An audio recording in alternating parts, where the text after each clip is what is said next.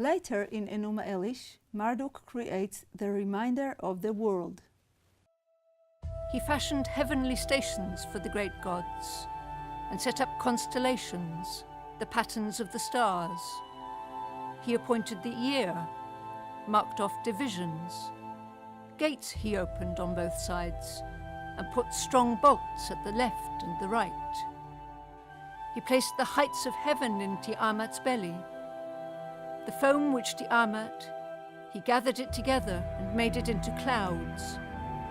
The raging of the winds, violent rainstorms, the billowing of mist, the accumulation of her spittle, he appointed for himself and took them in his hand.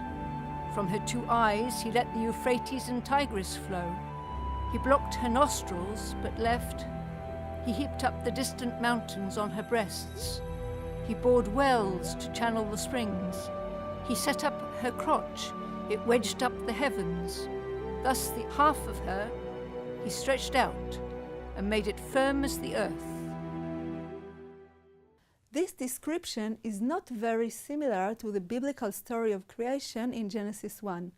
We can identify only general similarities. Enūma Eliš tells us here about the creation of the heavenly lights and their role in determining the calendar.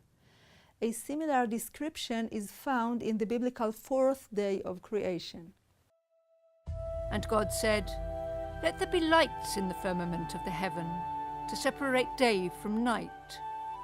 They shall be for signs, and for seasons, and for days and years. And they shall be for lights in the firmament of the heaven, to shine upon the earth." And it was so. Back to Enūma Eliš. After the creation of the lights, the precipitation, and the mountains, Marduk presents himself before the gods and is crowned king of the world. Finally, he decides to add one more item to creation, a man. This latter part reminds us of Genesis 1.